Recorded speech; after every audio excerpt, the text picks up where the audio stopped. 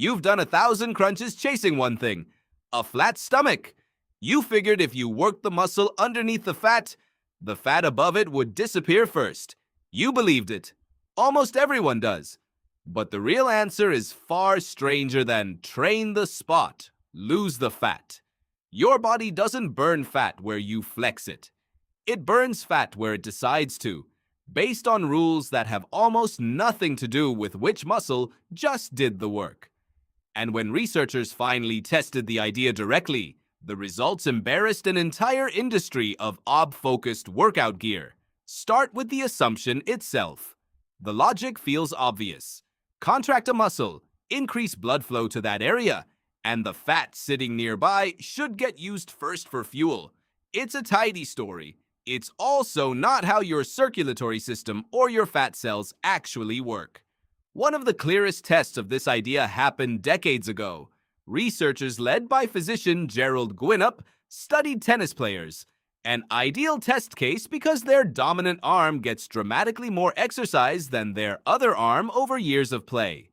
If spot reduction were real, the playing arm should have noticeably less fat than the resting arm. When they measured it, the difference was negligible. Years of one-sided muscular effort did not produce one-sided fat loss. Think about what that means. If spot reduction worked, tennis players would be a walking advertisement for it. They aren't. More recent research pushed the question further. A study led by exercise scientist Rodrigo Ramirez Campillo had participants train only their abdominal muscles for weeks, then measured fat loss across different regions of the body. The AB training improved muscular endurance in that area. But fat loss was distributed across the whole body, not concentrated at the stomach.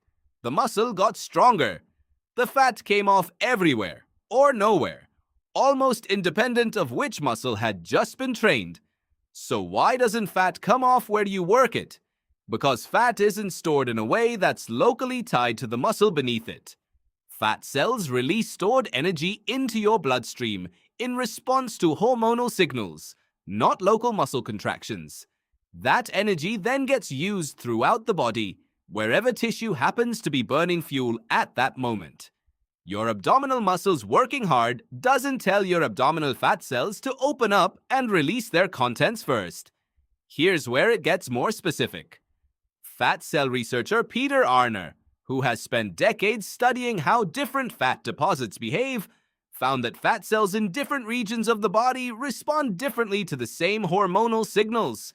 Some regions are more resistant to breakdown than others, largely for reasons tied to genetics and hormone receptor density, not how often you've trained the muscle beneath them. Your stomach, hips, or thighs might be stubborn not because you haven't worked them hard enough, but because those fat cells are wired to hold on longer than fat cells elsewhere.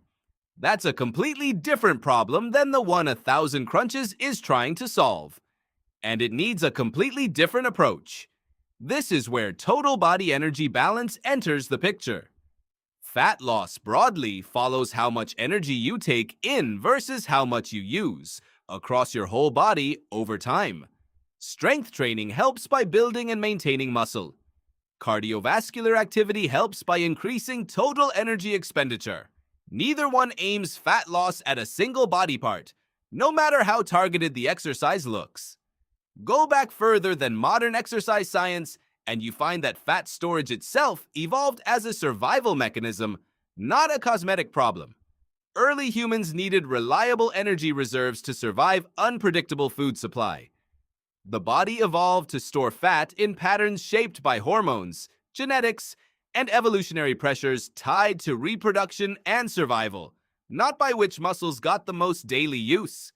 Your body was never designed with a flatten this specific area on command setting. That reframes the crunches themselves. Static, localized effort was never the lever your body responds to for fat storage decisions. Hormonal signals, overall activity, and total energy balance are the levers. A stronger core is a genuinely useful outcome of ob training. A smaller layer of fat directly above it, purely because of that training, isn't something the science supports. So does that mean targeted exercise is pointless? Not exactly. Building muscle in a specific area changes how that area looks and functions. Over time, once the fat covering it is reduced through broader changes. Strength training also raises your metabolic rate to some degree and supports the muscle definition that becomes visible as body fat decreases overall. That's a real benefit. It just isn't a shortcut to melting fat off one target zone through nothing but reps. The confusion comes from collapsing two very different processes into one action. Building and strengthening a muscle happens locally, exactly where you train it. Losing fat happens systemically, across your entire body, driven by different biological signals entirely. Spot training was asked to do a job that belongs to the second process, using a tool that only works on the first. Why did the myth spread so widely despite the evidence?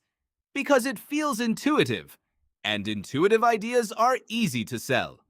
A picture of a toned stomach next to an ab roller looks like cause and effect. It looks like a shortcut. Actual fat loss, the kind driven by nutrition, total activity, and time, is slower, less visual, and much harder to put on a product box. There's a modern mirror here that goes beyond fitness. You do this in other parts of your life too.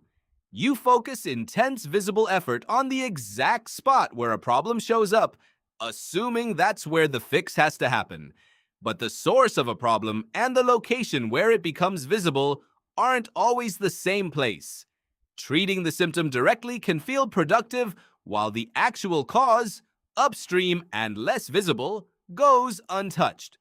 Your ancestors' bodies never needed to understand this distinction because they weren't trying to selectively reduce fat in one region while keeping it elsewhere. Their fat storage and release were purely functional, tied to survival, not aesthetics.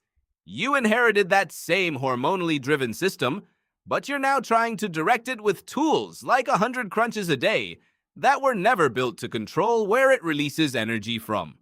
None of this means core training or targeted strength work is a waste of time.